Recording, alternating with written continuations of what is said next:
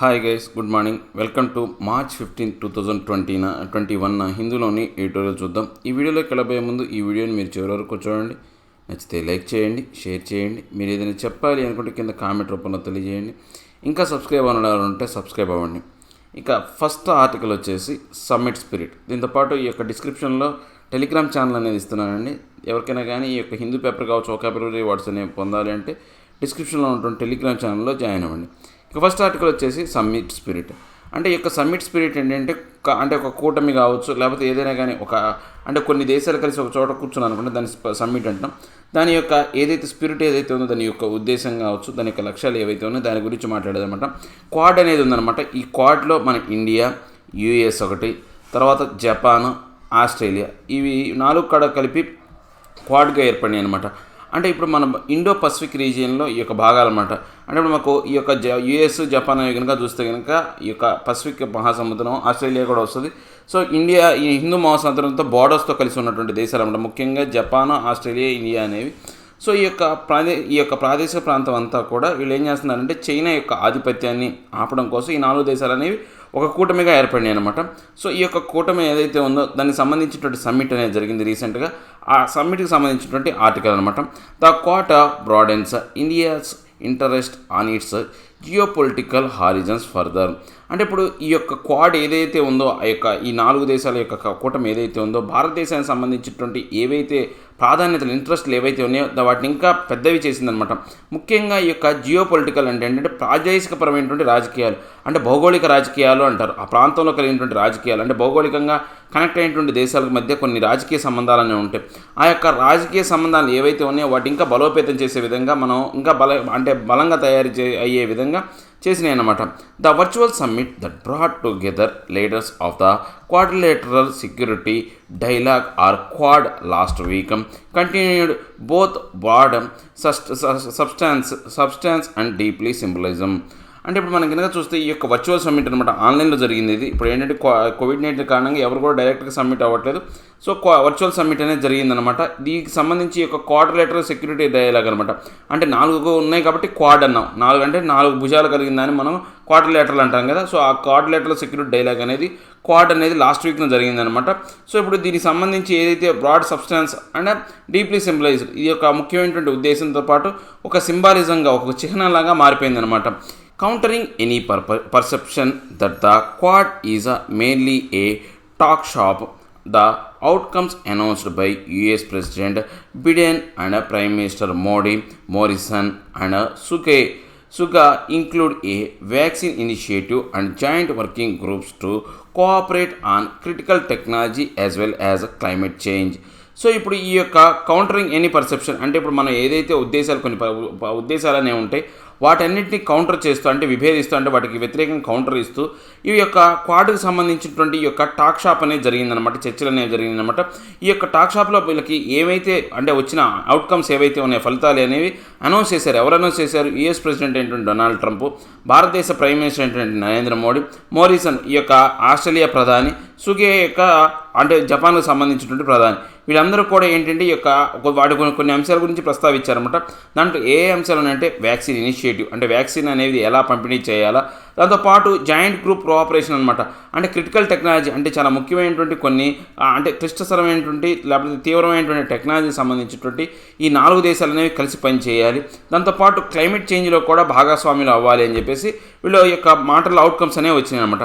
The vaccine initiative comes with an ambitious deadline, a billion vaccines by the end of 2022 made in India with US technology, Japanese funding and Australian distribution networks to reach as many Indo-Pacific countries as possible. అంటే ఇప్పుడు మనకు ఈ యొక్క vaccine ఇనిషియేషన్లో భాగంగా ఒక ambitious అనమాట, అంటే కోరికతో కూడినటువంటి ఒక డెడ్లైన్ అనేది ఏర్పాటు చేయడం జరిగిందనమాట. ఈ డెడ్లైన్ ఏంటంటే 2022కు సంబంధించి 1 బిలియన్ వ్యాక్సిన్స్ అనేవి, అంటే బిలియన్ అంటే 1 బిలియన్ వచ్చేసి 100 కోట్లు అనమాట. ఆ 100 కోట్ల వ్యాక్సిన్ అనేవి రిలీజ్ చేయాలా. దాంతోపాటు ఈ యొక్క మేడ్ ఇన్ ఇండియా, మన భారతదేశానికి సంబంధించి మేడ్ ఇన్ ఇండియా అనేది ఉండాలా. దాంట్లో ఎవరి టెక్నాలజీ వాడాలా, ఆ వ్యాక్సిన్ తయారు చేసేలో యూఎస్ టెక్నాలజీ వాడాలా. తర్వాత ఈ యొక్క జపాన్ కావచ్చు, ఆస్ట్రేలియా కావచ్చు, జపాన్ అనేది దీనికి సంబంధించినటువంటి ఫైండింగ్ కావచ్చు, తర్వాత ఆస్ట్రేలియా డిస్ట్రిబ్యూషన్ నెట్వర్క్స్ అనేవి, ఇవి 4 కలిసి ఈ యొక్క ఇండియో పసిఫిక్ కంట్రీస్కి సంబంధించి ఎంతవరకు కుదిరితే అంతమందికి ఈ యొక్క వ్యాక్సిన్ డిస్ట్రిబ్యూషన్ అనేది జరగాలి. అంటే కంట్రీస్ యాజ్ పాసిబుల్, అంటే ఇన్ని దేశాలకు ఇవ్వగలిగితే అన్ని దేశాలు, ఈ 4 అంటే ఇండియా ఏమో ఈ యొక్క మేడ్ ఇన్ ఇండియా అయి ఉండాలి, దానికి సంబంధించిన టెక్నాలజీ ఏమో యూస్ చేయాలి. తర్వాత యొక్క ఫండింగ్ వచ్చేసి అంటే దీనికి డబ్బులు ఎవరు పెట్టాలి, ఖర్చు ఎవరు పెట్టాలంటే జపాన్ అనేది ఫండింగ్ అనేది ఇవ్వాలి. ఆస్ట్రేలియా ఏం చేయాలా, ఇవి వచ్చిన మందులను డిస్ట్రిబ్యూట్ చేయాలి. ఒక్కొక్కరు ఒక అంశాన్ని పంచుకున్నారనమాట. అక్కడ ఈ యొక్క ఇండో పసిఫిక్ కంట్రీస్లో ఎన్నైతే ఉంటాయో ఆ అన్నిటి దేశాలకి ఈ యొక్క అంటే ఈ 4 దేశాలు కలిసి ఒక్కొక్క అంశాన్ని పంచుకుంటూ, అంటే ఒక్కొక్క పనిని పంచుకుంటూ చేయాలని చెప్పేసి చెప్పుకున్నారనమాట. The 4 Quad countries will ensure emissions reduction based on the Paris Accord as well as cooperate on technology supply chain, 5G networks and biotechnology. తర్వాత ఇంకా ఈ క్వాడ్ కంట్రీస్ ఇంకా వేటి గురించి ఈ యొక్క అంటే వ్యాక్సిన్ గురించే కాకుండా ఈ యొక్క ఎమిషన్ అనమాట, అంటే కార్బన్ ఉత్కారకాలు ఏవైతే ఉన్నాయో వాటిని తగ్గించాలి. ప్యారిస్ అకార్డ్ అంటే ప్యారిస్ ఒప్పందం ప్రకారం. దాంతోపాటు టెక్నాలజీ అనమాట, అంటే సప్లై చైన్ టెక్నాలజీ. ఇంతకుముందు సప్లై చైన్ కోసం మనం చైనా మీద ఆధారపడేవాళ్ళం. సో ఆ సప్లై చైన్ కోసం మనమే సహాయం చేసుకోవాలా, కోఆపరేట్ చేసుకోవాలా. దాంతోపాటు 5G నెట్వర్క్ అనేది, ఇప్పుడు మనం 4G వాడుతున్నాం, 5G నెట్వర్క్స్ అనేది రావాలా. దాంతోపాటు బయోటెక్నాలజీ సంబంధించిన దాంట్లో కూడా సహాయ సహకారం అందించుకోవాలని వీళ్ళు ఈ యొక్క చర్చలో మాట్లాడుకున్నారనమాట. Mister Biden who hosted the summit managed some powerful atmospherics by coordinating a joint statement and a first called the spirit of the Quad and a joint article by the 4 leaders that are committed to an open Indo-Pacific free from coercion. అంటే ఇప్పుడు ఈ యొక్క సమ్మిట్ని ఎవరు host చేశారంటే దానికి ఆతిథ్యం ఎవరు ఇచ్చారు అంటే బిడెన్ ఇచ్చాడనమాట. ఆ ఆతిథ్యం ప్రకారం ఏంటంటే దీనికి సంబంధించినటువంటి పవర్ఫుల్ అంటే శక్తివంతమైనటువంటి ఈ యొక్క వాతావరణాన్ని కల్పించారనమాట. సో దాంతోపాటు ఈ యొక్క బిడెన్ ఏం చేశాడంటే అంటే ఈ యొక్క 4 దేశాలకు సంబంధించినటువంటి నేతల్ని కోఆర్డినేషన్ చేసుకుంటూ ఒక జాయింట్ స్టేట్మెంట్ అనేది ఇప్పించాడనమాట. ఆ జాయింట్ స్టేట్మెంట్ పేరు ఏంటంటే the spirit of the quad. ఇది ముఖ్యమైన జాయింట్ స్టేట్మెంట్ ఏంటి అంటే the spirit of the quad అనే జాయింట్ స్టేట్మెంట్ అనేది ఇవ్వడం జరిగింది. సో ఈ యొక్క ఆర్టికల్ ప్రకారం ఆ జాయింట్ స్టేట్మెంట్లో 4 లీడర్స్ అనేవాళ్ళు వాళ్ళు ఏమి చేయాలనుకుంటున్నారో ఇండో పసిఫిక్ గురించి మాట్లాడటమే కాకుండా వాళ్ళు ముఖ్యంగా దేని గురించి చెప్పారంటే ఫ్రీ ఫ్రమ్ కోయషన్, అంటే బలాత్కారం నుంచి బయటపడాలా, అంటే బలాత్కారం నుంచి విముక్తులం అవ్వాలా. ఇప్పుడు ఎవరు బలాత్కారం చేస్తారంటే చైనా అనేది బలాత్కారం చేస్తారు అన్ని దేశాల మీద, దాని నుంచి విముక్తులు అవ్వాలని వాళ్ళు ఇండైరెక్ట్గా చెప్పారనమాట. The leaders are expected to meet later this year at the G7 summit. ఈ లీడర్స్ ఎవరైతే ఈ లీడర్స్ ఉన్నారో మళ్ళీ ఈ సంవత్సరం తర్వాత వీళ్ళు G7 సమ్మిట్లో కూడా మీట్ అవుతారన్నమాట. For Biden the early push for the Quad engagement is part of his promise that America is back in terms of global leadership, affirming regional alliances and taking on the growth challenge from China. So ఇప్పుడు ఈ Biden అనే అతను ఈ యొక్క అంటే క్వాడ్ని ఎర్లీగా ముందుకు తీసుకురావడానికి ఎంగేజ్మెంట్ చేయడానికి కారణం ఏంటంటే ఆల్రెడీ బిడెన్ ఈ యొక్క ఎలక్షన్ల ముందే ప్రామిస్ చేశాడనమాట. అమెరికాని తిరిగి గ్లోబల్ లీడర్ లాగా తయారు చేస్తాను, దాన్ని తీసుకొస్తాను. తర్వాత రీఎఫిర్మెంట్ తిరిగి ఉద్దేశించాడనమాట. రీజనల్ అలయన్సెస్ అనమాట, ఏది ప్రాదేశికమైనటువంటి ఈ యొక్క ఏవైతే కూటములు అనేవి కావచ్చు, లేకపోతే ఈ యొక్క అంటే సహచరులు అనేవి ఏర్పాటు చేసుకొని ఈ యొక్క చైనాని ఖచ్చితంగా ఛాలెంజ్ చేస్తానని చెప్పేసి ఆయన ప్రామిస్ చేశాడనమాట. ఆ ప్రామిస్కి అనుగుణంగానే ఇప్పుడు ఈ క్వాడ్ అనే దాన్ని ముందుకు తీసుకొచ్చాడనమాట. For similar reasons and due to maritime tensions with China, trade and telecommunication issues, Australia, Japan are keen on taking the Quad partnership to deeper levels of cooperation. So ఇప్పుడు ఆల్రెడీ ఏంటంటే దీంతో పాటు కొన్ని similar reasons, అమెరికాకి అయితే ఎలాంటి సమస్యలు అయితే ఉన్నాయో ఇప్పుడు జపాన్కి ఆస్ట్రేలియాకి కూడా అలాంటి సమస్యలు ఉన్నాయన్నమాట. ఈ యొక్క మ్యారిటైమ్ అనమాట, అంటే సముద్ర మార్గానికి సంబంధించినటువంటి కొన్ని టెన్షన్స్ అనేవి ఉన్నాయన్నమాట ఈ చైనాతో. టెలికమ్యూనికేషన్ ఇష్యూస్ అనేవి ఉన్నాయి చైనాతో, ఎవరికి ఆస్ట్రేలియాకి జపాన్కి. సో అందువల్ల వీళ్ళు ఏంటంటే ఈ యొక్క క్వాడ్ పార్ట్నర్షిప్ని చాలా డీపర్ లెవెల్స్లో కోఆపరేట్ చేస్తూ చాలా ముఖ్యంగా దీన్ని జాగ్రత్తగా పట్టుకొస్తున్నారనమాట. For India the new terms of the Quad will mean more strategic support after a tense year at the LAC, as also a boost for its pharmaceutical prowess, opportunities for a technology partnership and more avenues for regional cooperation on development projects and financial infrastructure, especially in South Asia, where China has taken the lead. అంటే ఇప్పుడు మన భారతదేశానికి విషయానికి వస్తే కనుక ఈ quad అనేది ఇంకా వ్యూహాత్మకమైనటువంటి ఈ యొక్క సపోర్ట్ అనే దాన్ని ఇస్తుందన్నమాట. ఎలాంటి సమయంలో ఒక 10th ఇయర్ అంటే మనకు అంటే సమస్యలతో కూడిన సంవత్సరం అనమాట. ఆ సమస్యలతో కూడిన సంవత్సరం ఆ సమస్యలు ఎక్కడ వచ్చినాయంటే LAC line of actual control దగ్గర వచ్చినాయి మనకు చైనాకి. సో ఇలాంటి టైంలో ఏంటంటే ఇది ఒక సపోర్ట్ లాగా ఉంటుంది. దాంతోపాటు ఈ యొక్క ఏదైతే ఫార్మాసిటికల్ ప్రొవోస్ అంటే ఏంటంటే వీరత్వం, ఫార్మాసిటికల్లో కూడా మన శక్తిని చూపించడానికి ఒక అవకాశం. దాంతోపాటు ఈ యొక్క మనకు కొన్ని అవకాశాలన్నీ వచ్చినాయి, ఆపర్చునిటీస్ అనేవి ఏర్పడినాయి.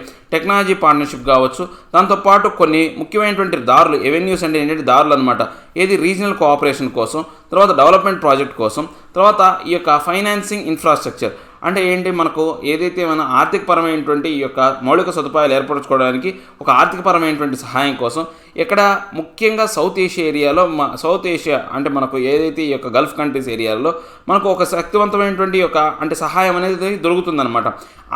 ఈ సౌత్ ఏషియా ఏరియాలో చైనా అనేది ఆల్రెడీ లీడ్లో ఉంది. సో ఆ లీడ్ని మనం కూడా కొనసాగించాలంటే వీళ్ళ సహాయం అనేది అవసరము. అందువల్ల ఈ సహాయం ఉపయోగపడుతుంది అంటున్నారు అన్నమాట. It would be a mistake however to portray the Quad Summit as a throwing down of the gauntlet to China. So ఇప్పుడు మనకి కనుక చూస్తే కనుక ఇది అంటే ఇప్పుడు మనకి ఏంటి, ఇదేమో మనం రాబోయే కాలంలో దీని it would be a mistake, మనం ఒక మిస్టేక్గా చూడొచ్చు అనమాట. ఎందుకని ఇప్పుడు మనకి క్వాడ్ సమ్మిట్ అనేది మనకి ఎలా ప్రదర్శిస్తుంది అంటే ఈ యొక్క పూర్తిగా చైనాకు సంబంధించినటువంటి ఈ యొక్క గాంట్లెట్ అంటే ఏంటంటే ఒక గొడుగు కావచ్చు, అంటే ఒక దట్టమైన అంటే చేతి తొడుగు, ఆ గాంట్లెట్ని దెబ్బతీయడానికి ఉపయోగించే విధంగా మనం చూస్తున్నాం. సో ఇది రాబోయే కాలంలో ఒక దెబ్బగా అంటే ఒక తప్పులాగా చూడొచ్చు అనమాట. అంటే చైనాని దెబ్బతీయకుండా వీళ్ళు ఎదగాలి, కానీ చైనా కోసం ఇలా చేయడం అనేది, రేపు చైనాని ఓడించామనుకోండి, అంటే దాన్ని దెబ్బ కొట్టామనుకోండి, ఆ తర్వాత మళ్ళీ వీళ్ళు ఏమవుతారు, విడిపోతారు. అలా కాకుండా అభివృద్ధి కోసం చూడాలి, కానీ చైనాని దెబ్బతీయడానికి ఇలాంటి పనులు చేయడం అనేది కరెక్ట్ కాదనమాట. The new US government is still exploring its own relationship with China. Its first engagement with Beijing's top diplomats in Alaska on Thursday. ఇప్పుడు చూడండి, మళ్ళీ ఇప్పుడు US గవర్నమెంట్ ఏం చేస్తుందంటే ఇప్పటికీ కూడా చైనాతో కొన్ని రిలేషన్షిప్ అనేవి ఎక్స్ప్లోరింగ్ అనమాట, వెతుక్కుంటుంది అనమాట, చైనాతో సంబంధాలు బలోపేతం చేసుకోవాలి అని చెప్పేసి. సో దానికి సంబంధించినటువంటి ఫస్ట్ ఎంగేజ్మెంట్ అనేది బీజింగ్లో ఒక టాప్ డిప్లొమేట్స్ ఏవైతే అంటే బీజింగ్కి సంబంధించినటువంటి టాప్ డిప్లొమేట్స్తో అలాస్కాలో దీనికి సంబంధించినటువంటి యొక్క ఎంగేజ్మెంట్ అనేది మన గురువారం అనేది జరిగిందనమాట. For Japan and Australia, China remains the biggest trading partner, A relationship that will only grow once the 15-nation RCEP kicks in. So ఇప్పుడు దీంతోపాటు మళ్ళీ ఇంకా మనం జపాన్ వచ్చిన ఆస్ట్రేలియా గురించి మాట్లాడుకుంటే ఇవి ఈ చైనాతో అత్యంత పెద్దగా వ్యాపారాలు చేస్తున్నటువంటి 2 దేశాలు అనమాట. సో ఈ యొక్క 15 నేషన్స్ సంబంధించిన RCEPలో ఏవైతే మన భారతదేశం బయటకు వచ్చేసిందో అలాంటి ఈ యొక్క RCEPలో ఈ భాగస్వాములు అయినాయి అనమాట. India given its own ties with China sensitives over ongoing LAC disengagement talks and its other multilateral commitments at the BRICS and the SCO grouping also displayed caution in the Quad engagement, keeping the conversation focused on what Mr. Modi called making the Quad a force for global good rather than pushing plans for militaristic coalition. So ఇప్పుడు మన భారతదేశం ఏంటి అంటే ఇప్పుడు ఏదైతే మన చైనాతో ఉన్నటువంటి కొన్ని బంధాలు అనేవి మన భారతదేశమే వదిలేసుకుందన్నమాట, కొన్ని టైస్ ఏవైతే ఉన్నాయో. ఎందుకని ఈ యొక్క సెన్సిటివ్ ఇష్యూ ఏంటంటే LAC డిసెంగేజ్మెంట్ దగ్గర కొంతవరకు ఉద్రిక్త పరిస్థితులు రావడం కారణంగా చైనా కొన్ని వ్యవహారాల్లో వ్యతిరేకంగా ఉందన్నమాట. ముఖ్యంగా బ్రిక్స్ కావచ్చు, ఈ యొక్క SCO కావచ్చు, ఇలాంటి గ్రూపింగ్ సంబంధించిన దాంట్లో. తర్వాత ఇంకా ఏంటంటే ఈ యొక్క మన భారతదేశం సంబంధించిన ప్రధాని నరేంద్ర మోడీ ఏమైతే అన్నాడో అంటే క్వాడ్ ఎంగేజ్మెంట్ని దీన్ని ఏమన్నాడంటే పూర్తిగా ఈ యొక్క మోడీ ఏమని చెప్పాడు, quad is a force for global good, అంటే ప్రపంచానికి మంచి జరగటం కోసమే దాన్ని బలోపేతం చేయాలి, అంటే దాన్ని ఉపయోగించుకోవాలి అని చెప్పేసి క్వాడ్ అనే దాన్ని ఉపయోగించుకోవాలి. కానీ అంతేగాని మిలిటరిస్టిక్ అంటే ఏదైతే ఉందో అంటే మిలిటరీ అంటే ఏంటి, సైనికపరమైనటువంటి ఈ యొక్క సంకీర్ణం మాత్రం కాదు, అలా కాకుండా చూసుకోవాలని చెప్పాడు. ఎందుకని ఆల్రెడీ వాళ్ళు చైనాతో బంధాలు ఉన్నాయి, ఆ బంధాల్లో ఏంటంటే చైనాకు వ్యతిరేకంగా కొంతవరకు మన భారతదేశాన్ని రెచ్చగొట్టడానికి కోసం ఈ ఒక క్వాడ్ని ఉపయోగించుకుంటారనే ఉద్దేశంతో ఈయన ఏం చెప్పాడంటే అలాంటి పరిస్థితులనే తేకుండా మిలిటరిస్టిక్ కోయలేషన్ లాగా కాకుండా ఫోర్స్ ఫర్ గ్లోబల్ గుడ్, అంటే ఈ యొక్క ప్రపంచ మంచి కోసమే ఈ యొక్క క్వాడ్ అనేది ఉపయోగపడాలని చెప్పేసి ఆయన స్టేట్మెంట్ ఇచ్చాడనమాట. In that sense the Quad's new summit avatar has given India added another string to its bow, broadening India's interest on its geopolitical horizons even further.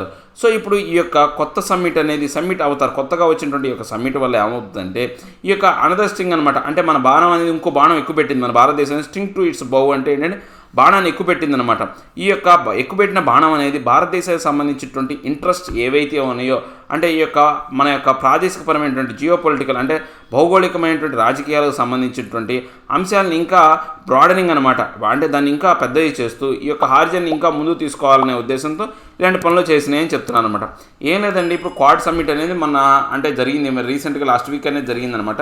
ఈ క్వాడ్ సమ్మిట్లో యొక్క బిడెన్ అనేది ఆయన హోస్టింగ్ తీసుకొని ఈ యొక్క హోస్టింగ్ సంబంధించి ఈ యొక్క నలుగురు ఎవరైతే ఉన్నారో ప్రధానుల చేత ఆయన అంటే ముఖ్యమైనటువంటి ఏ దేశానికి అంటే ప్రెసిడెంట్, ఆ దేశానికి ప్రెసిడెంట్, మిగతా దేశాలకు సంబంధించిన ప్రధానితో ఆయన జాయింట్ స్టేట్మెంట్ అనేది ఇప్పించాడనమాట. ఈ జాయింట్ స్టేట్మెంట్లో మనం భాగంగా చూసుకుంటే ఇలాంటి పరిస్థితులు ఎలా ఉన్నాయంటే మన భారతదేశం ఒకటే చైనాకు వ్యతిరేకంగా ఉంది. మిగతా 3 దేశాలు కనుక చూసుకుంటే అమెరికా అనేది ఇప్పటికీ చైనాతో సత్సంబంధాలు మెయింటైన్ చేయాలని కొన్ని మీటింగ్స్ అనేవి కండక్ట్ చేస్తుంది అలాస్కాలో. సో ఆస్ట్రేలియాకి, జపాన్కి ఆల్రెడీ ట్రేడింగ్ రిలేషన్షిప్ ఉంది.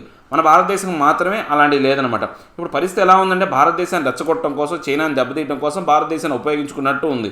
సో వాళ్ళేమో బాగానే ఉన్నాయి వాళ్ళ సంబంధాలు అనేవి. రాబోయే కాలంలో ఇది ఎలా ఉండబోతుంది అంటే మన భారతదేశం మళ్ళీ ఏకాకి అయ్యే అవకాశం, ఒకవేళ ఆ ముగ్గురు పోయి చైనాతో కలిస్తే భారతదేశం ఏకాకి అయ్యే అవకాశం ఉంది. ఇలాంటి సమయంలో మన భారతదేశ ప్రధాని ఏమన్నారంటే ఈ క్వాడ్ గ్రూప్ని ఈ యొక్క ప్రపంచానికి అంటే సహాయకారిగా ఉపయోగించాలే కానీ ఏదో ఒక మిలిటరీ కోయలేషన్ లాగా మాత్రం చూడకూడదు అని చెప్పాడు అనమాట. ఈయన చెప్పిన మాటలు అంటే చైనా మీద ఇంకొక రకమైనటువంటి దాడి చేసే విధంగా, అంటే రాబోయే కాలంలో చైనాతో మిగతా దేశాలు పొత్తు పెట్టుకోకుండా చేసే దాంట్లో భాగంగా దెబ్బతీసే విధంగా ఈయన యొక్క మాటలనే ఉన్నాయి అని చెప్తున్నారు అనమాట. సో ఇక నెక్స్ట్ వచ్చేసి శాల్యూటరీ రిమైండర్. అంటే శాల్యూటరీ అంటే ఏంటంటే ఆరోగ్యవంతమైనటువంటి ఒక గుర్తింపు అనమాట.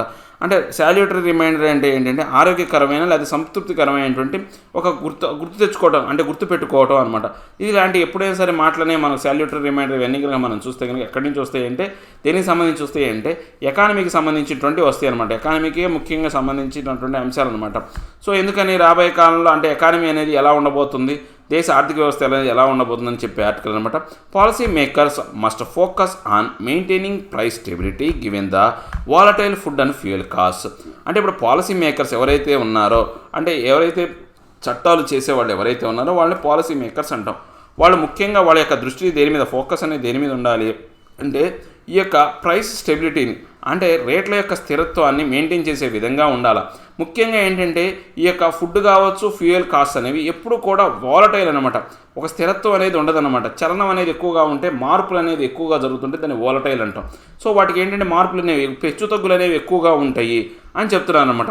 With just over 2 weeks left to the March 31st dead line for the government and RBI to complete the quinquennial review of the current inflation target under the monetary policy framework, the latest consumer price index PCI reading provides a salutary reminder for policy makers to maintain a caseless vigil over price stability. So మనకు ఇంకేంటంటే March 31 ఎప్పుడైనా సరే మనకు financial ఎప్పుడు start అవుతుంది అంటే April 1వ తారీఖు నుంచి స్టార్ట్ అవుతుంది, March 31st ఎండ్ అవుతుంది అనమాట. ఈ March 31st ఎండ్ అవటమే కాకుండా, అంటే ఫైనాన్షియల్ ఎండ్ అవటమే కాకుండా దాన్ని మనకు క్వింకినల్ అంటే ఏంటంటే 5 సంవత్సరాలకు ఒకసారి మనం జరిపే రివ్యూ అనమాట. 5 సంవత్సరాలకు సంబంధించిన దాన్ని ఏదైతే క్వింక్వినల్ అంటారనమాట. ఈ యొక్క క్వింక్వినల్ రివ్యూ అంటే 5 సంవత్సరాలకు ఒకసారి ఈ యొక్క ఇన్ఫ్లేషన్ టార్గెట్ సంబంధించి, కరెంట్ ఇన్ఫ్లేషన్ అంటే ఈ యొక్క ద్రవ్యోల్బణానికి సంబంధించినటువంటి టార్గెట్ని వీళ్ళు దీన్ని రివ్యూ చేస్తూ ఉంటారు, పునరావృతం చేస్తుంటారు, దానికి సంబంధించి పునరుద్ధరిస్తూ ఉంటారు అనమాట. సో దీనికి సంబంధించినటువంటి మానిటరీ పాలసీ ఫ్రేమ్వర్క్ కావచ్చు, కన్స్యూమర్ ప్రైస్ ఇండెక్స్ కావచ్చు, వీటన్నిటికీ కూడా ఆరోగ్యవంతమైనటువంటి ఒక అంటే రిమైండర్ అనేది చేసుకుంటారు అనమాట. ఒక 5 సంవత్సరాల్లో ఏం జరిగింది అనేది పాలసీ వర్కర్స్ ముఖ్యంగా వీళ్ళు ఏంటంటే ఈ యొక్క ఏదైతే అంటే సీజ్లెస్ అనమాట. అంటే సీజ్ అంటేనేమో మూత వేయటం, సీజ్లెస్ అంటే ఏంటంటే ఆగకుండా చేయటం అంట. ఈ యొక్క ఆగకుండా విజిల్ అనేది జాగ్రత్తలు అనేవి వ్యవహరించాలి. దేనికి సంబంధించి ప్రైస్ స్టెబిలిటీకి సంబంధించి, అంటే ఏది ఆ యొక్క రేట్ల యొక్క స్థిరత్వానికి సంబంధించినటువంటి వీళ్ళు ఆగకుండా జాగ్రత్త వహిస్తూ ఆ యొక్క ప్రైస్ అనేది పెరగకుండా చూసుకోవాలన్నమాట. Retail inflation measured by the CPI accelerated to a 3-month high of 5.03% in February. Data released by the National Statistics Office on Friday showed. అంటే ఇప్పుడు ఏంటంటే మనకు రీటైల్ ఇన్ఫ్లేషన్ అనేది అంటే రీటైల్ ఇన్ఫ్లేషన్ అంటే మన షాపుల్లో మనం రీటైల్గా కొనుక్కునే ఇన్ఫ్లేషన్ ధర అనేది మనం కనుక చూసుకుంటే ఏదైతే ఈ యొక్క కన్స్యూమర్ ప్రైస్ ఇండెక్స్ ప్రకారం ఈ యొక్క బాగా ఈ యొక్క 3 months హై అంటే ఈ యొక్క గడిచిన 3 నెలల్లో అత్యంత ఎక్కువగా యాక్సలరేట్ అంటే పెరిగిపోయిందనమాట. ఎంత పెరిగిపోయింది? ఫిబ్రవరి నెలలో 5.03% అనేది పెరిగిపోయిందనమాట. ఈ డేటా అనేది నేషనల్ స్టాటిస్టిక్ ఆఫీస్ అనేది ఫ్రైడే రోజున ఈ యొక్క డేటా అనేది చూపించిందనమాట. The jump of almost 100 basis points from January's 4.06%, while partly attributable to a base effect given that price gains had relatively eased in February 2020, is clear signal that food and fuel costs continue to pose a threat to broader price stability in the economy. So ఇప్పుడు మనకి కనుక జనవరి నెలతో నుంచి ఫిబ్రవరి నెలలో ఎంత ఉందంటే 4.06 అనేది percentage అనేది ఈ యొక్క ఏదైతే ఇన్ఫ్లేషన్ అనేది ఉందన్నమాట. ఒక్కసారిగా జనవరి నుంచి ఫిబ్రవరి నెలకు వచ్చేసరికి ఒక 100 basis points అనేవి పెరిగిపోయి అది ఎంత అయింది అంటే ఒక బేసిస్ పాయింట్స్ అనేది అంటే ఒక 1 basic point వచ్చేసి మనం చెప్పాలంటే 0.001 అనమాట. అంటే ఒక బేసిక్ పాయింట్స్ వచ్చేసి 0.01 అనేది 100 basis points అంటే 1 point అనేది పెరిగింది. అంటే దగ్గర 1 point పెరిగింది అంటే 0.97% అనేది పెరిగిందనమాట. బేసిస్ పాయింట్స్ అనేది పెరిగిందనమాట. సో అంత బేసిస్ పాయింట్స్ పెరిగిపోయి ఒకసారిగా దీని యొక్క ఎఫెక్ట్ అనేది దేని మీద పడింది? ఈ ప్రైసెస్ గెయిన్స్ మీద పడింది. ఒకసారి రేట్లు పెరిగిపోయినాయి అనమాట. ఏది ఎప్పుడైతే ఫిబ్రవరి 2020లో అంటే ఈజీ అయిందో కొంతవరకు బలహీనమైందో అది ఒకసారిగా పెరిగిపోయింది అనమాట. సో దీని కారణంగా ఈ యొక్క ప్రైస్ అనేది పెరగడానికి కారణం ఏంటంటే ఫుడ్ అండ్ ఫ్యూయల్ కాస్ట్ అనేది పూర్తిగా ఒక్కసారిగా ఏంటంటే అంటే బ్రాడర్ ప్రైస్ స్టెబిలిటీ అనేది ఎకానమీలో పెరగటం వల్ల ఒకసారిగా ఆ యొక్క ఫుడ్ ఈ యొక్క బేసిస్ పాయింట్స్ పెరగటం వల్ల ఆ ప్రమాదం దేని మీద పడింది? ఈ యొక్క ఏదైతే ఫుడ్ ప్రైస్ కావచ్చు ఎకానమీకి సంబంధించినటువంటి ఈ యొక్క ఆహార ధాన్యాల మీద ఫ్యూయల్ కాస్ట్ అనేవి వాటి యొక్క ప్రైసెస్ అనేవి పెరగటం వల్ల ఒకసారిగా ఈ భారం అనేది ఈ యొక్క ఎకానమీ మీద పడిందనమాట. Specifically the RBI early February prognostication of continuing pressures in the prices of pulses and edible oils has been borne out by the last 2 months CPI data. అంటే ఇప్పుడు ఆర్బీఐ అనేది ఫిబ్రవరిలో మనకు దీర్ఘదృష్టిగా అంటే దాని యొక్క దీర్ఘదృష్టి ప్రకారం ఏంటంటే ఈ ప్రెజర్ అనేది ఈ యొక్క కంటిన్యూ అయ్యే అవకాశం ఉందన్నమాట. అంటే ఈ యొక్క కంటిన్యూయింగ్ ప్రెజర్ అనమాట. దేని మీద? పల్సెస్ అంటే ఈ యొక్క ఏదైతే ఆహార ధాన్యాలు కావచ్చు, తర్వాత నూనెలకు సంబంధించి ఎడిబుల్ ఆయిల్స్ అనమాట. నూనెలకు సంబంధించినటువంటి ఏదైతే ఉందో అది కొనసాగుతూనే ఉందన్నమాట. అంటే ఇప్పుడు లాస్ట్ 2 months నుంచి ఈ యొక్క అంటే కన్స్యూమర్ ప్రైస్ ఇండెక్స్ డేటా ప్రకారం అది కొనసాగుతుంది. ఇంకా ముందు కూడా కొనసాగే అవకాశం ఉందన్నమాట. Inflation of both essential food products has persisted in the double digits during the period, and in the case of the latter accelerated disconcertingly to 20.8% last month. అంటే ఇప్పుడు మనం కనుక చూస్తే ఈ యొక్క ఇన్ఫ్లేషన్ అనేది ఈ యొక్క ముఖ్యమైనటువంటి 2 రంగాలు అనమాట. ఫుడ్ ప్రొడక్ట్స్ ఒకటి కొనసాగుతూనే ఉంది ముఖ్యమైనటువంటి, తర్వాత ఈ యొక్క డబుల్ డిజిట్ అనేది ఈ సమయంలో ముఖ్యంగా ఏర్పడింది అనమాట. అంటే 2 అంకెల సంఖ్యతో ఈ యొక్క ఏదైతే ఈ యొక్క అంటే ఇన్ఫ్లేషన్ అనేది కొనసాగుతుందన్నమాట. సో ఈ యొక్క ఏదైతే ఉందో మనకు ఒకంత కలవరంత పెట్టే విధంగా డిస్కన్సర్టింగ్ అంటే కొంతవరకు మన బాధ కలిగించే విధంగా కలవర పెట్టే అంశం అనమాట. ఎంత అంటే 20.8% ఏదైతే లాస్ట్ మంత్ ఉందో అది అలాగే కొనసాగే అవకాశం ఉందన్నమాట. Price gains with respect to 2 other key sources of protein, meat and fish and eggs also remain stuck above 11%. అంటే ఇప్పుడు ఇంకా ప్రైసెస్ అంటే ఇందాకలో చెప్పే ఆహార ధాన్యాలు ఇంకో ప్రైస్ ఏంటి అంటే ఇప్పుడు ఈ యొక్క మాంసానికి సంబంధించిన ప్రోటీన్కి సంబంధించినటువంటి మీట్ కావచ్చు, అంటే మాంసం ఏదైతే అంటే కోడి మాంసం కావచ్చు ఏదైనా కావచ్చు, నెక్స్ట్ ఫిష్ కోడిగుడ్లు ఇవన్నీ కూడా వాటి యొక్క అమౌంట్ అంటే వాటి యొక్క రేట్లు అనేవి 11% ఎక్కువగా పెరిగినాయి అనమాట.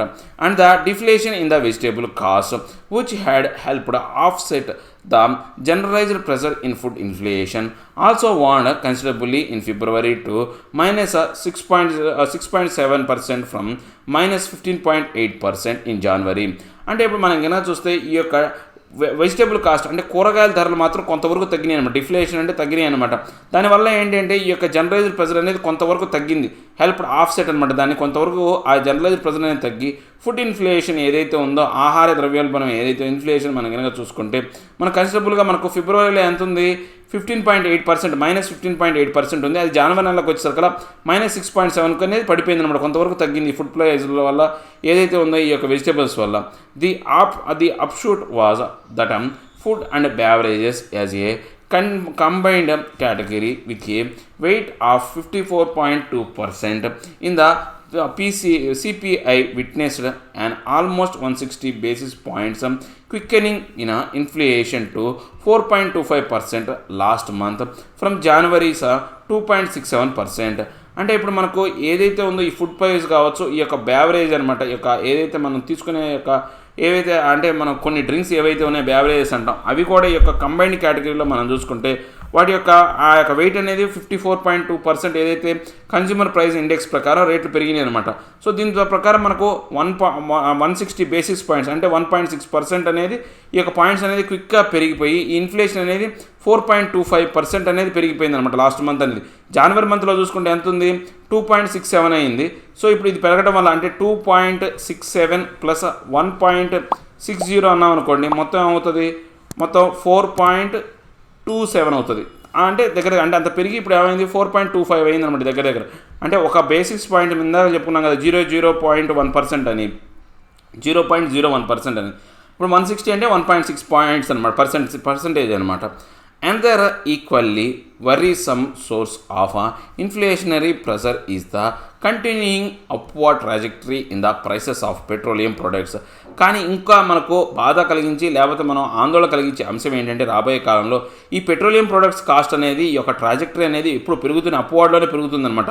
Transport and communication which directly reflect these prices saw inflation rocket by more than 200 basis points to 11.4% in February from 9.3% the preceding month. అంటే ఇప్పుడు ఈ రేట్లు అనేవి ఇలాగే కొనసాగితే కనుక ట్రాన్స్పోర్ట్ ఒకటి, కమ్యూనికేషన్ ఒకటి, ఈ యొక్క వాటి యొక్క ప్రభావం అనేది వీటి మీద పడిపోయి ఈ రేట్ అనేవి ఒకసారిగా ఇన్ఫ్లేషన్ అంటే ఈ యొక్క ద్రవ్యోల్బణం పెరుగుతుంది, ఆ రాకెట్ అనేది ఒకసారిగా దూసుకుపోతుంది అనమాట. ఎంత 200 బేసిక్స్ పాయింట్స్ అనేవి పెరుగుతాయి అనమాట. అంటే అవి పెరిగి 11.4% ఫిబ్రవరి నెలలో ఉండబోతుంది అనమాట. అంటే ఇంతకుముందు ఎంత ఉంది, ఈ యొక్క 9.3% అనేది ఉంది, అది ఒకసారిగా 2 పాయింట్స్ పెరిగింది అనుకోండి, 11.4% పెరిగే అవకాశం ఉందన్నమాట. Diesel the main fuel for freight carriage is now hovering around 85 rupees per liter in many parts and will mostly certainly feed into the cost of everything requiring to be transported. అంటే ఇప్పుడు ఈ diesel అనేది మనం కనుక చూసుకుంటే ఆ diesel అనేది ముఖ్యంగా సరుకుల రవాణాలో అంటే మొత్తం సరుకుల రవాణాలో ఎక్కువగా డీజిల్ ఉపయోగిస్తున్నారు. ఫ్రాట్ అంటే నిండిపోయిన దాన్ని ఉపయోగిస్తారనమాట. ఇది ఎంతంటే హోవరింగ్ అనమాట, అంటే అటు ఇటు ఊగిసలాట అని ఏమంటారు, ఒక దాని మీద ఉండదు, అటు ఇటు ఊగిసలాడు. ఎటువైపు మీద ఎంత రేటు మీద 85 రూపాయల మీద అటు ఇటు ఊగిసలాడుతూ ఉందన్నమాట. ఏది పర్ లీటర్ అనేది 85 రూపాయల మీద మన భారతదేశంలో చాలా ప్రాంతాల్లో ఉందన్నమాట. సో దీని కారణంగా ఏంటి అంటే ఏవైతే ఉన్నాయో ట్రాన్స్పోర్ట్కి సంబంధించినటువంటి రేట్లు అనేది ఒక్కసారిగా పెరిగిపోయే అవకాశం ఉందన్నమాట. Brent crude oil for the futures have surged by close to 40% in the 3-month period through March 11th in the wake of output cuts by major oil producing nations. అంటే మనం కనుక చూస్తే బర్న్ ఫ్యూయల్ అనమాట, అంటే crude oil ఏదైతే ఉందో ఆ crude oil యొక్క ధరలు అంటే మనం దిగుమతి చేసుకోవాలి కదా, ఇంతకుముందు ఉన్న నెలలో గడిచిన 3 నెలల కన్నా ఒకసారిగా 40% అనేవి వాటి యొక్క రేట్లు అనేవి పెరిగిపోయినట్టు మార్చి 11వ తారీఖు వరకు మనం చూసుకుంటే. సో దీనికి కారణంగా ఏంటంటే ఆల్రెడీ మనకు క్రూడ్ ఆయిల్ ప్రైసెస్ పెరుగుతున్నాయి, ఇవి ఇంకా పెరగడం వల్ల ఇంకా రేట్ల పేర్లకే అవకాశం ఉందన్నమాట. ఎందర్ వెర్రీయింగ్ ప్రొటెంట్ ఫర్ ఇన్ఫ్లేషన్. సో ఇప్పుడు ఏమైంది, ఇలా క్రూడ్ ఆయిల్ ప్రైసెస్ పెరగడం కూడా మనం ఇంకా బాధ కలిగించే ఇంకొక అంశం అన్నమాట. పొటెంట్ అంటే ఇంకొక అంశం అనమాట ఇన్ఫ్లేషన్లో. With the RBI's own researches having so cogently laid out the case for persisting with the current flexible inflation targeting regime of ensuring that price gains stay within the 2% to 6% band in the central bank's first report on currency and finance in 80 years. Policy makers must stay looser focused on keeping price stability front and center of their fresh framework for the next quinquennium. అంటే ఇప్పుడు మనకు ఆర్బీఐకి సంబంధించినటువంటి కొంతమంది own researchers అనేవాళ్ళు ఉన్నారు, దీనికి సంబంధించి దాన్ని రీసెర్చ్ చేసేవాళ్ళు ఉన్నారనమాట. సో వాళ్ళు ఏంటంటే బలవంత పెడుతున్నారనమాట దీనికి సంబంధించినటువంటి అంశాన్ని. అంటే ఈ యొక్క కొనసాగుతున్నటువంటి ఈ యొక్క కరెంట్ ఫ్లెక్సిబుల్ ఇన్ఫ్లేషన్ అనమాట, అంటే ఏదైతే ఫ్లెక్సిబుల్గా అటు ఇటు మారుతూ ఊగిసలాడుతున్నటువంటి ఇన్ఫ్లేషన్కి ముఖ్యంగా టార్గెట్ ఏం చెప్తున్నారు ఈ రిజైమ్ అంతా కూడా వీళ్ళు ఈ యొక్క ప్రైస్ గెయిన్స్కి సంబంధించినటువంటి వీళ్ళు ఏమంటున్నారంటే 2% నుంచి కనుక 6% కనుక ఈ యొక్క ప్రైస్ గెయిన్స్ అనేవి ఉంటే కనుక ఈ సెంట్రల్ బ్యాంక్ ఇచ్చిన రిపోర్ట్ ప్రకారం ఈ యొక్క కరెన్సీ ఫైనాన్సింగ్ అంటే మన గడిచిన 8 సంవత్సరాల్లో 8 ఇయర్స్లో కనుక ఇలా కనుక ఉంటే ఒక ఆరోగ్యవంతమైనటువంటి ఈ యొక్క విధానం అంటే ఎకానమీ అనేది అభివృద్ధి చెందుతుందన్నమాట. అంటే 2% లోపు ఉండకూడదు, 6% దాటి ఉండకూడదు అనమాట. ఈ మధ్యలో ఉందనుకోండి, అప్పుడు ఏంటి అంటే ప్రతి సంవత్సరం రేట్లు పెరుగుతాయి. ఆ రేట్లు ఎంత పెరగాల? 2% పైకి పెరగాల. 6% కన్నా ఎక్కువ పెరిగింది అనుకోండి ద్రవ్యోల్బణం అవుతుంది. 6% లోపు పెరిగింది అనుకోండి సాధారణంగా పెరుగుదల అనమాట, అభివృద్ధి కింద చూస్తారనమాట. ఈ పాలసీ మేకర్స్ అనేవాళ్ళు ఈ యొక్క అంశం మీద ఎక్కువగా ఫోకస్ చేస్తారనమాట. దీని కారణంగా ఏంటి? ప్రైస్ స్టెబిలిటీ ఫ్రంట్ అనేది మనం కనుక సెంటర్లో చూసుకుంటే కనుక దీని ఏదైతే ఫ్రేమ్వర్క్ అనేది నెక్స్ట్ క్వింకినియం అంటే ఏంటంటే రాబోయే 5 సంవత్సరాలకు సంబంధించిన అంశాన్ని, అంటే ఈ 2 నుంచి 6% మధ్యలో ఏదైతే ఉందో అలా వచ్చే విధంగా వీళ్ళు ప్లాన్ చేసుకుంటున్నారు అన్నమాట. గడిచిన రాబోయే 5 సంవత్సరాలు అంటే ఇప్పుడు ఉన్నటువంటి ప్రైస్లు అనేవి వాటితో పని లేకుండా పట్టించుకోకుండా ఈ యొక్క 2 to 6% ఏదైతే అప్పర్ బౌండ్ లోయర్ బౌండ్ అనే దాని మధ్యలో పెట్టాలి అని చూస్తున్నాను అనమాట. Any effect to dilute the focus in the purported bit to prioritise growth risks putting the economy on the perilous path that may secure neither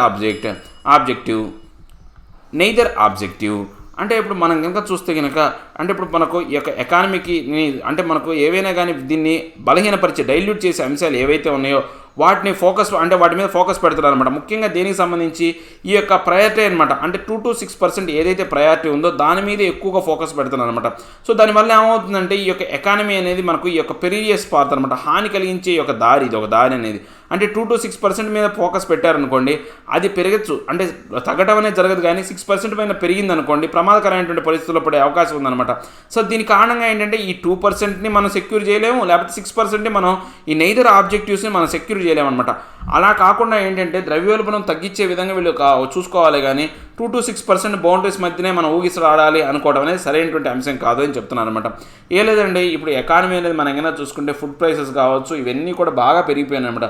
దాంతోపాటు ఈ యొక్క ఆయిల్ ప్రైసెస్ కూడా పెరగడం వల్ల ఏంటంటే ఈ యొక్క ఎకానమీకి సంబంధించినటువంటి ఇన్ఫ్లేషన్ అనేది చాలా ఎక్కువ మొత్తంలో ఉంది. సో ఈ యొక్క ఎక్కువ మొత్తంలో ఉంది కాబట్టి రాబోయే 5 కాలంలో అంటే గడిచిన 5 సంవత్సరాల నుంచి వీళ్ళు రేపు మార్చి 31కి లెక్కలు వేస్తారనమాట, దీనికి సంబంధించినటువంటి లెక్కలు. ఇంకా రాబోయే 5 సంవత్సరాల లెక్కలు కూడా క్యాలిక్యులేషన్ చేస్తారు. వీళ్ళ యొక్క కాన్సన్ట్రేషన్ మొత్తం కూడా 2 to 6% మధ్యలోనే పెట్టుకోవాలని చూస్తున్నారు. సో అలాంటి బౌండరీలు పెట్టుకోవడం అనేది కరెక్ట్ కాదు. పరిస్థితులు తగ్గట్టు అనుకూలంగా ఉండే విధంగా చర్యలు తీసుకోవాలి, కానీ ఈ బౌండరీస్ వల్ల పెట్టడం అనేది సరైనటువంటి అంశం కాదు అని చెప్తున్నారనమాట. సో ఇవన్నీ ఈరోజు నా హిందూలో టూ ఆర్టికల్ ఎక్స్ప్లెనేషన్ మీకు నచ్చే ఉంటుంది అనుకుంటున్నాను. అయితే లైక్ చేయండి, షేర్ చేయండి. మీరు ఏదైనా చెప్పాలనుకుంటే కింద కామెంట్ రూపంలో తెలియజేయండి. ఇంకా సబ్స్క్రైబ్ అవ్వని వాళ్ళు ఎవరైనా ఉంటే సబ్స్క్రైబ్ అవ్వండి. Thank you very much.